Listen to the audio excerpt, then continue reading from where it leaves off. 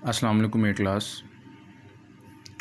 Class lecture number 2 में आज हम जिस टॉपिक को स्टार्ट करने जा रहे हैं उसका नाम है chemical equation and their balancing. ये आज का हमारा टॉपिक है और इस टॉपिक में सबसे पहले मैं आप लोगों को इस टॉपिक के अंदर कुछ यहाँ पे इस पेज के ऊपर शॉर्ट क्वेश्चन है वो मैं आपसे शेयर कर लूँ। उसके बाद मैं आपको इसके बारे में मज़ीद आगे तफसील से बताऊँगा। सबसे पहले बेटा बात होगी शॉर्ट क्वेश्चन के ऊपर। यहाँ पर डेफिनेशन है कि डिफ़ाइन केमिकल इक्वेशन। ये तारीफ़ है, यह क्वेश्चन है आपका, शॉर्ट क्वेश्चन है, ये तारीफ़ है, एक डेफिनेशन है कि केमिकल इक्वेशन कहते किसको हैं। तो इसकी डेफिनेशन यहाँ पर मैं आपको हाईलाइट कर रहा हूँ, देखिएगा और से स्टार्टिंग से ही शुरू हो जाती है। A chemical equation is representation of chemical reaction in terms of symbols, formulae and science etcetera. ठीक है, यहाँ पे इसकी डेफिनेशन हो जाती है मुकम्मल। ठीक है, यानी केमिकल इक्वेशन किसको कहते हैं, मीनिंग्स का मतलब क्या है इसका, कहते हैं एक रिप्रेजेंटेशन कहते हैं ज़ाहिर करना है, इजहार करना है एक केमिकल रिएक्शन का। किस तरह से ज़ाहिर करना है या किस तरह से इजहार करना है, सिंबल्स की फॉर्म में या फार्मूलाए की फॉर्म में। फार्मूले की प्लूरल जो होती है इसे फार्मूलाए कहते हैं, जमा से कहते हैं। और इसके अलावा साइंस की मदद से भी हम केमिकल इक्वेशन को ज़ाहिर करते हैं और वो किसको बताने की कोशिश करता है, किसी केमिकल रिएक्शन को बताने की कोशिश कर रहा होता है उस टाइम, वो केमिकल इक्वेशन। ठीक है, तो ये इसकी डेफिनेशन है बेटा। इसके बाद नेक्स्ट शॉर्ट क्वेश्चन हम स्टार्ट कर रहा हूँ, मैं आपके सामने शेयर कर रहा हूँ। यहाँ पे क्वेश्चन आप लिख लें, शॉर्ट क्वेश्चन नंबर 2 इस पैराग्राफ के लिए, इस टॉपिक में। Write down method to write chemical equation with examples. आपने मेथड बताना है कि केमिकल इक्वेशन को कैसे लिखा जाता है और एक एग्जांपल से आपने इसको सेटिस्फाई करना है। सबसे पहले इसका आंसर तलाश कर रहा हूँ, आपको बता रहा हूँ। ठीक है, यहाँ पे देखिएगा second line, in a chemical equation, यहाँ से स्टार्ट होगा ये सेकंड शॉर्ट क्वेश्चन का answer. In a chemical equation the reactants and products are separated by an arrow. ठीक है, symbols and formulae of reactants are written on the right hand side of the arrow. The arrow is directed towards the products. ठीक है, physical states of the reactants and products also expressed, ठीक है, along with their फॉर्मूलाए, ठीक है, और symbols, ठीक है, विच stand for solid, gas and aqueous state respectively. यहाँ तक ये मुकम्मल हो जाएगा, रिस्पेक्टिवली तक। ठीक है, इसके बाद एक एग्जांपल, आप दोनों में से दो एग्जांपल दी हुई हैं, एक सल्फ़र डाइऑक्साइड की है, सल्फ़र प्लस ऑक्सीजन है। ठीक है, एक एग्जांपल आप यहाँ पे इसकी देंगे, या आप नीचे वाली एग्जांपल दे सकते हैं, जिंक है, H2SO4 है, उसके साथ मिलता है और जिंक सल्फेट और हाइड्रोजन गैस बनती है। ये असल में केमिकल इक्वेशन को लिखने का तरीक़ाकार है। ठीक हो गया कि लिखा कैसे जाता है। सिंपल सा लॉजिक है जी। केमिकल इक्वेशन बनाने के लिए सबसे पहले रिएक्टेंट्स और प्रोडक्ट्स होते हैं, उनको क्या करना पड़ता है, सेपरेट करना पड़ता है। किस तरह से, एरो से, एरो लगा के सेपरेट कर लेते हैं। ठीक है, और जब आप देख रहे हैं कि ये रिएक्टेंट्स हैं सल्फ़र डाइऑक्साइड ऑक्सीजन, या आप देख रहे हैं किस साइड पर है, लेफ़्ट साइड पर है, प्रोडक्ट किस साइड पर है, राइट साइड पर है। ठीक है, और एरो का मतलब है जी कि वो किसको रिप्रेजेंट कर रहा है, किसको डायरेक्ट कर रहा है, प्रोडक्ट्स को बता रहा है कि प्रोडक्ट्स इस साइड पर है। ये मीन्स राइट साइड पर प्रोडक्ट्स हैं, लेफ्ट साइड पर रिएक्टेंट्स हैं। और इसके बाद इनके साथ साथ जो ये आप देख रहे हैं, ये कर्ल ब्रैकेट्स में यहाँ पर S लिखा हुआ है, G लिखा हुआ है, ये क्या है, फिजिकल स्टेट्स बता रहे हैं कि जी किस स्टेट में ये रिएक्शन हो रहा है, सॉलिड, गैस या एक्वस स्टेट में हो रहा है। ठीक है, ये इसमें हर एलिमेंट की के एटम की फिजिकल स्टेट को डिस्कस किया जा रहा है। ठीक हो गया बेटा। तो ये शॉर्ट क्वेश्चन नंबर 2 है जी। आप इसके लिए एग्जांपल जो है वो आप लिख सकते हैं। ये केमिकल इक्वेशन जो आप देख रहे हैं, फॉर एग्जांपल यहाँ से ऊपर वाले पैराग्राफ से ये देखिएगा, for example the chemical equation represent reaction. ठीक है जी, जैसे यहाँ पर बनना है किसका, of sulphur and with oxygen to form sulphur dioxide. ये इसमें आप इक्वेशन की एग्जांपल दे देंगे। ठीक है, और उसमें एक्सप्लेनेशन थोड़ी सी दे देंगे, the chemical equation written above, ठीक है, ये छोड़ दीजिएगा। दैट सल्फर यहाँ स्टार्ट कर लीजिएगा, sulphur is the solid state and reacts with oxygen, ठीक है, और किस फॉर्म में है ऑक्सीजन, गैसियस स्टेट में है। The product of the reaction जो है वो क्या हो जाएगा, सल्फर डाइऑक्साइड हो जाएगी, इज ऑल्सो अ गैस। ठीक हो गया बेटा। तो द साइंस जो है एस जी और ये लिखे क्या है, इसका मतलब क्या, stand for solid, S stand for solid और G stand for gaseous state है। ठीक हो गया। तो ये हमारे पास कहता है ये फिजिकल स्टेट्स की इन्फॉर्मेशन मिल जाती है, रिएक्टेंट्स के बारे में भी, प्रोडक्ट्स के बारे में भी। ठीक है, आपकी मर्जी है, ऊपर वाली इक्वेशन लिख लें, आपकी मर्जी है नीचे वाली इक्वेशन लिख लें, ये आपकी शॉर्ट क्वेश्चन हमने डिस्कस कर लिया। अब आते हैं इसके बाद एक लॉन्ग क्वेश्चन। आज का जो हम लॉन्ग क्वेश्चन स्टार्ट कर रहे हैं वो लॉन्ग क्वेश्चन बेटा आपकी एक्सरसाइज का लॉन्ग क्वेश्चन है, और वो पेज आपके कह लें कि एक्सरसाइज का पेज नंबर 77 है। उसमें क्वेश्चन नंबर 10 है कि जी write down the rules for balancing chemical equation. आज का हमारा क्वेश्चन है, मैं दोबारा बता रहा हूँ, लॉन्ग क्वेश्चन है, क्वेश्चन नंबर 5.10 ये है जी। क्वेश्चन लिखा हुआ है जी आपके एक्सरसाइज के ऊपर 77 पेज पर। ठीक है, आप देख लीजिएगा सब बच्चे। इसमें लिखा हुआ है right down the rules for balancing chemical equation. आज का क्वेश्चन हम यहाँ से स्टार्ट करने जा रहे हैं। सबसे पहले जी बैलेंस केमिकल इक्वेशन होती क्या है वो पहले आपने डिस्कस करना है। पहले आप हेडिंग बना लें यहाँ पे बैलेंस्ड केमिकल इक्वेशन। स्टार्टिंग की लाइंस में आकर आपको यहाँ पे बैलेंस केमिकल इक्वेशन की डेफिनेशन मिल जाएगी। The equation in which the number of atoms of each element on both sides of reactants of the equation, reactant side and product side are equal is called balance chemical equation. यहाँ पे आपकी ये definition complete हो गई। किसके बारे में, balance chemical equation के लिए ये डेफिनेशन कंप्लीट हो गई। तो आपने बैलेंस केमिकल इक्वेशन की हेडिंग बना के उसके अंडर लिखनी है लाइंस। अब आते हैं कि जी इसकी एग्जांपल है। अब आपके सामने नीचे एग्जांपल दी गई है, HCl है, सोडियम हाइड्रोक्साइड है, ये दोनों मिलते हैं और सोडियम क्लोराइड वाटर बनता है। ठीक हो गया। तो ये इक्वेशन हम यहाँ पे इसको एग्जांपल के तौर पे सेट कर लेते हैं। इसके बाद आते हैं नेक्स्ट पैराग्राफ पे, एक हेडिंग आप दे सकते हैं यहाँ पे देंगे unbalanced chemical equation. Second paragraph में यहाँ पे बता रहे the chemical equation in with the number of atoms of each element on both sides of the equation, reactant side and product side is not equal are called या is called an unbalanced chemical equation. इसको हम unbalanced chemical equation कहते हैं। ठीक हो गया। ये unbalanced chemical equation के लिए आपने लिख लेना है। ठीक हो गया। इसके बाद आगे एग्जाम्पल आप दे देंगे। एग्जाम्पल में आपके सामने H2 है, Cl2 है, HCl है। ठीक है, तो ये हमारे पास है जी अनबैलेंस्ड इक्वेशन है। ऊपर वाली जो इक्वेशन है वो बैलेंस्ड है, नीचे वाली इक्वेशन जो है वो अनबैलेंस्ड है। ठीक हो गया बेटा। यहाँ पे आपने एग्जाम्पल देकर इसको यहाँ तक कंप्लीट कर लेना है। इसके बाद आ जाते हैं नेक्स्ट डिस्कशन पे आते हैं, और वो है हमारे पास कि जी हम इक्वेशन जो है केमिकल इक्वेशन को लिख तो चुके हैं, उसको बैलेंस करने का तरीका ढूंढ रहे हैं कैसे करें। तो यहाँ पे आपने हेडिंग दे देनी है मेथड, जिसके ज़रिए हम बैलेंस करते हैं इक्वेशन को। ठीक है, यहाँ पे आप इस पैराग्राफ पे दे सकते हैं हेडिंग। ठीक है, बैलेंस या method for balancing unbalanced equation. ठीक है, या आप सिर्फ लिख सकते हैं मेथड। ठीक है, इसके पैराग्राफ के लिए जी मेथड क्या है जी, हम स्टार्ट करने जा रहे हैं। ठीक है जी, मेथड में आप यहाँ पर लिख सकते हैं कि जी unbalanced equation can be balance by different methods. ये आप एक लाइन यहाँ पे मेंशन कर सकते हैं मेथड में। तो उसके बाद आप आगे सब हेडिंग दे दें, मेथड के अंदर ही सब हेडिंग दे दें, वो आएगा trial and error method. Trial and error method. तो यहाँ पे देखें ये लाइन लिखा हुआ है, यहाँ से स्टार्ट करेंगे। ट्रायल एंड एरर मेथड की हेडिंग, जो सब हेडिंग बनाई है आपने किसकी, मेथड की, वहाँ पे आप इसको ट्रायल एंड एरर मेथड की हेडिंग देकर इस लाइन से स्टार्ट करेंगे।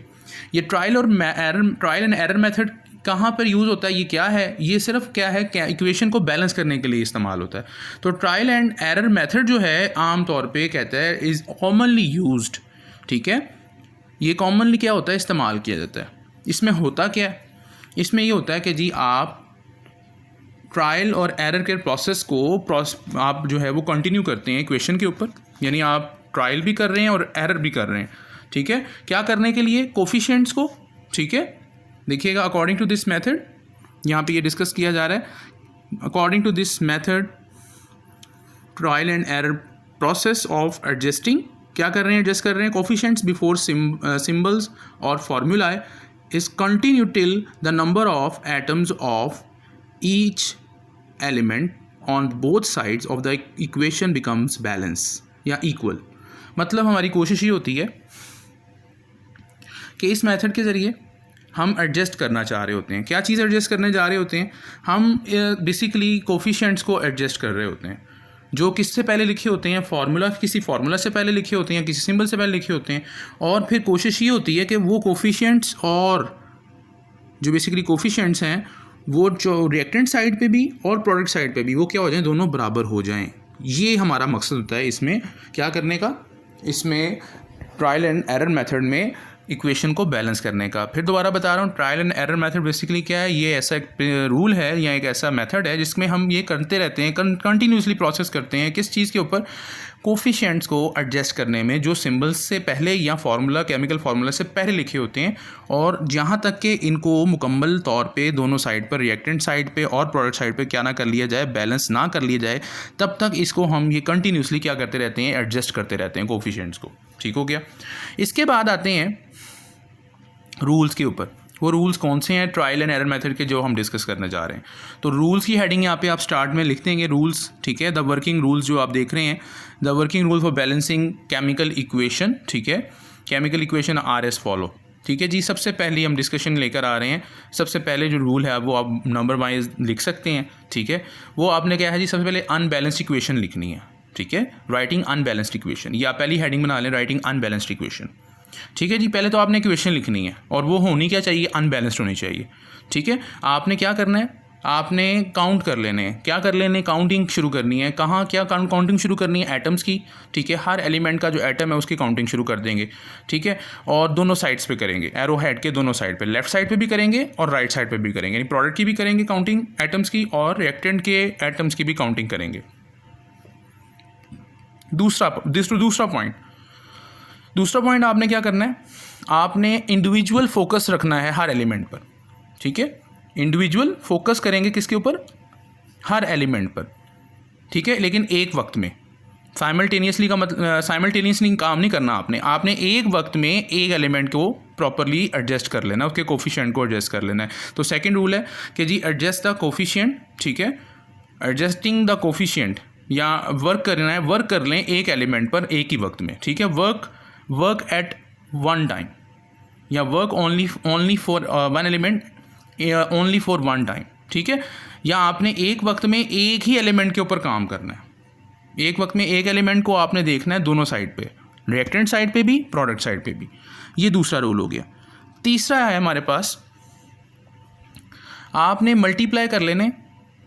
मल्टीप्लाई किसको करना है, जो आपके केमिकल इक्वेशन में फार्मूला लिखा हुआ है या सिंबल लिखा हुआ है, उसको किसी सूटेबल इंटीजर से आपने मल्टीप्लाई कर लेना। और सूटेबल इंटीजर क्या हो सकता है, वो कोई भी हो सकता है, 2, 3, 4, 5।